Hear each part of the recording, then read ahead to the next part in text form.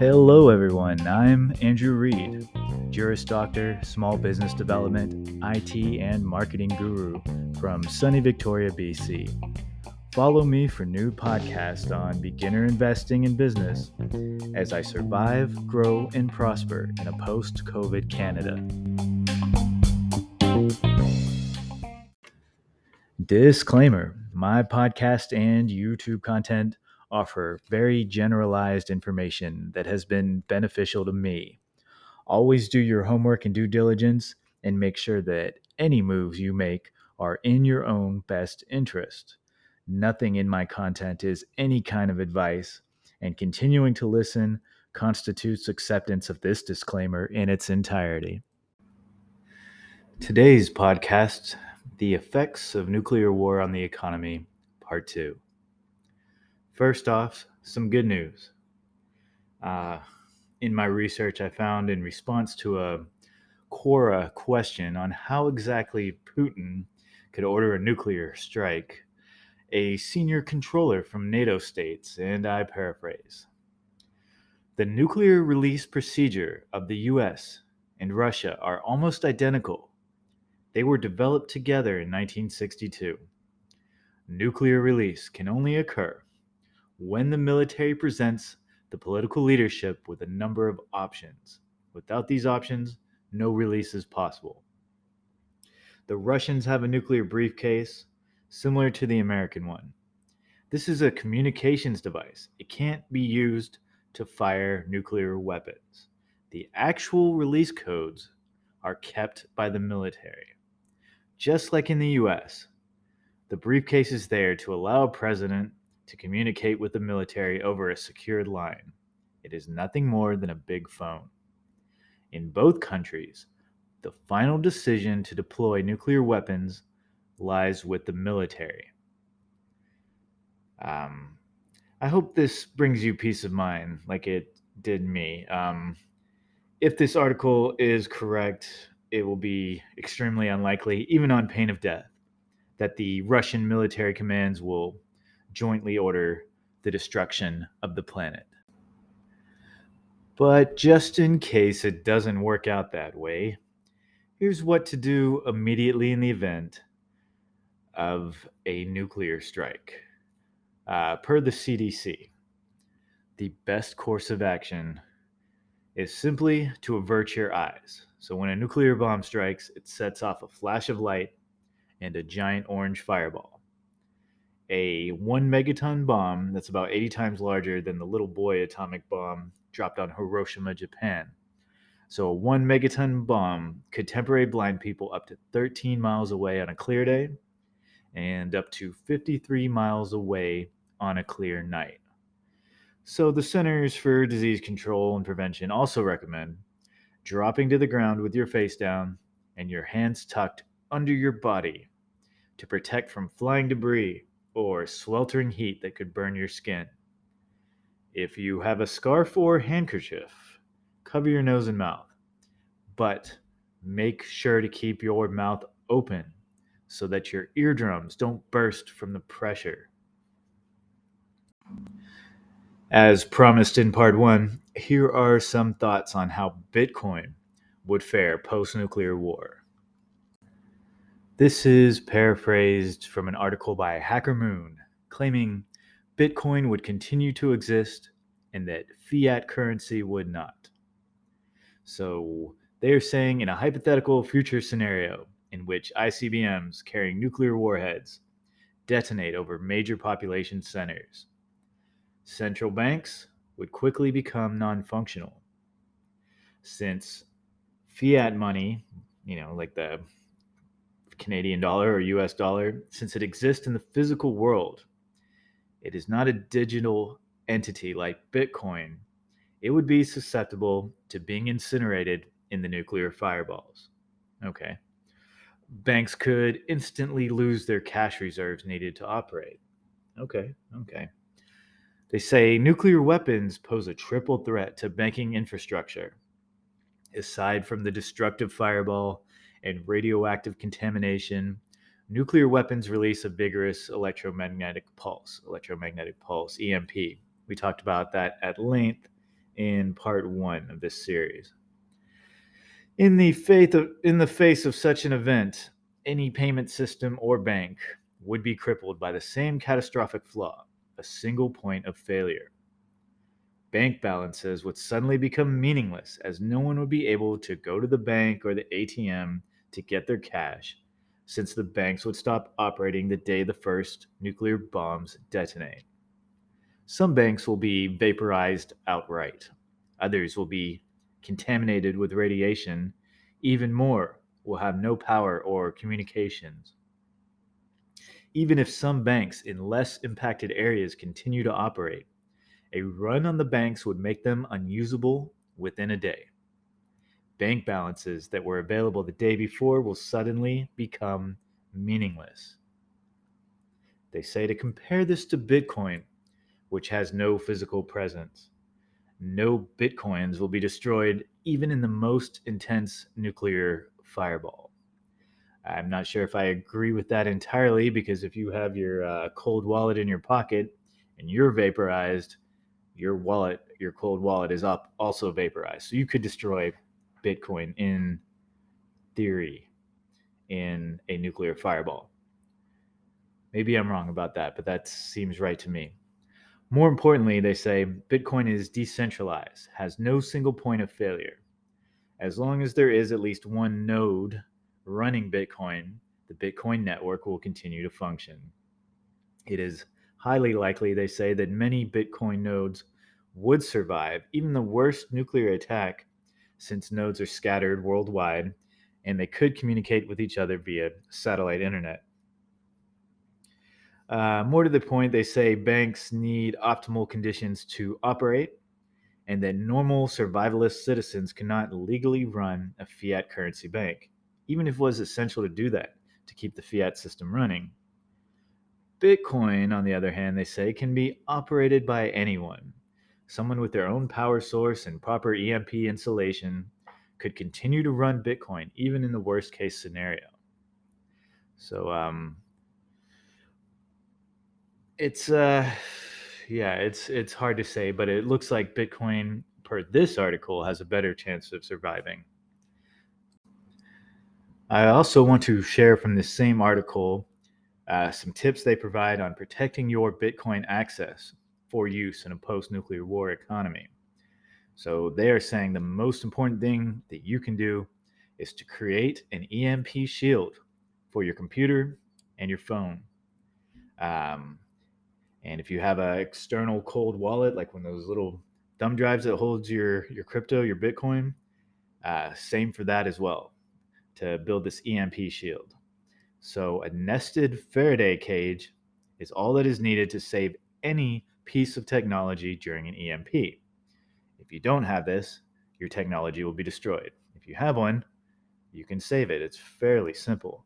And you can build one with aluminum foil or galvanized metal trash cans. Literally, put a smaller trash can inside of a larger one, separate the trash cans from each other with a plastic trash bag, and you have a nested Faraday cage that can protect technology even during the most catastrophic nuclear EMP. Or, speaking of disasters, the sun itself can create these kinds of catastrophic EMPs. So it may be a good idea just to have this kind of Faraday cage device in your house at some point if you're concerned about surviving any kind of apocalypse. Now, it's impractical to put all of the world's technology into nested Faraday cages, according to this article. I might disagree a little bit. I don't see why they couldn't build this technology in a micro scale and just include it inside of modern technology. Maybe that's coming in the future. But at the first sign of an imminent nuclear war, you can take your phone, your Bitcoin wallet, your computers, shove it in this Faraday cage that you built. You could also keep solar panels, satellite internet downlinks in a couple of Faraday trash cans, just in case. And if several Bitcoiners do this, they can bring their nodes online as soon as the nuclear bombs stop going off. Furthermore, they say since nodes are scattered worldwide, Nodes in rural and isolated areas will keep running even without proper protection. So these EMPs only go so far. If you're out in the country, you're probably going to be all right. So as long as that node operator has some kind of self-sufficient backup power, then the Bitcoin network will survive a nuclear war. From my own notes, so assuming that all of that is accurate and successful, then it would also be important to protect your Bitcoin private keys.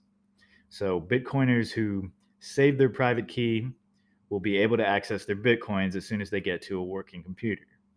If you're new to Bitcoin, your private key is usually a string of words or something like that that actually gives you access to your Bitcoin. So you have your storage piece, your thumb drive, and then you have your private key. So usually these private keys are pretty complicated.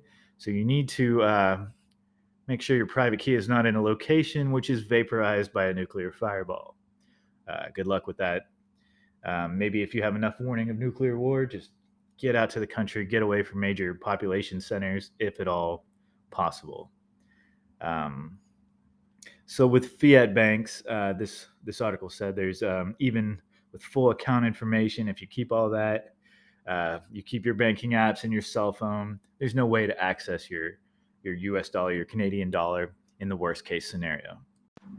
So this article and other articles go on to basically suggest that Bitcoin's fundamental durability in a full-scale nuclear war, just from an economic standpoint, Bitcoin stands a better chance to retain or gain value than fiat currency.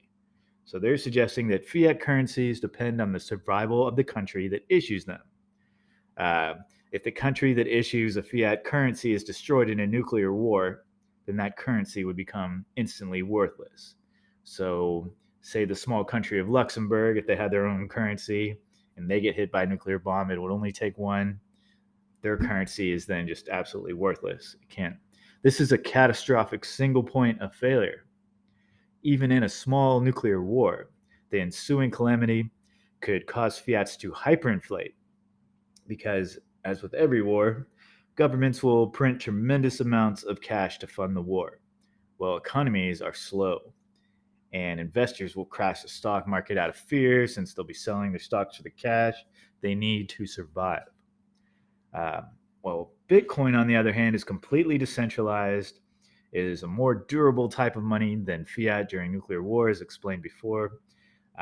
So as hyperinflation devalues fiat worldwide, people would be buying Bitcoin, which there's only so many of, and Bitcoin's price would likely rise rapidly. This makes sense to me on some levels. However, on the other hand, the Bitcoin wiki is much less optimistic on Bitcoin's prospects post-nuclear war, at least at first, stating, so they claim due to Bitcoin's reliance on the internet for Bitcoin to function, that it's not going to be in shape after a nuclear war. Now, I'll say right off the bat that I don't necessarily think that the internet itself is necessary for Bitcoin to function. You can operate on these Bitcoin nodes that are independent from the internet itself. However, we're just going to accept their premise just for the sake of the hearing out the opposing argument, which I always recommend. So the wiki says all miners have to be connected in such a way that there is low latency between them. That means that if there's a lot of interference on the lines, things like that, then miners can't connect to the majority of mining power. If there's a lot of interference, if there's crappy, shaky connections, they're saying Bitcoin miners cannot mine. So anyone wishing to transact in Bitcoin must be able to connect to the same internet or networks that the majority of miners are using at some point.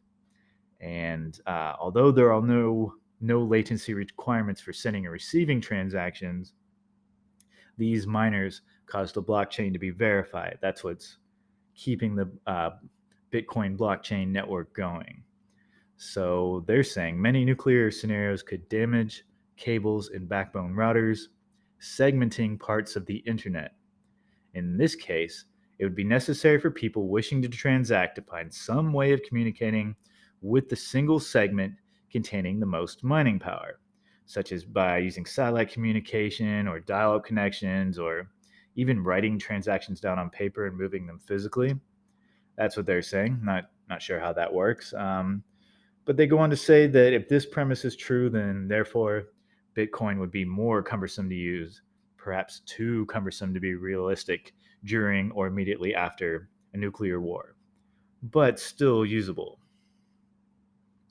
A likely scenario, they say, that based on these premises is that Bitcoin would become frozen, practically unusable, but not destroyed until the internet was restored to roughly its former capabilities.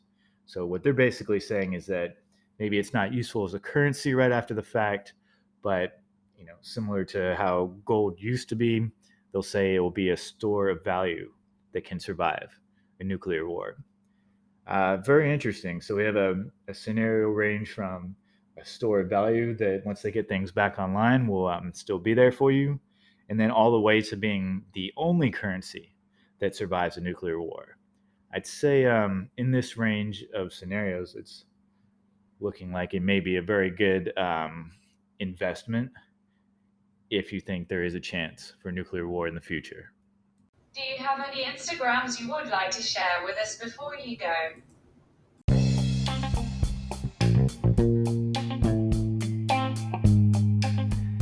Get the latest real-time updates from my Instagram at Canada Stock Market. At Canada Stock Market.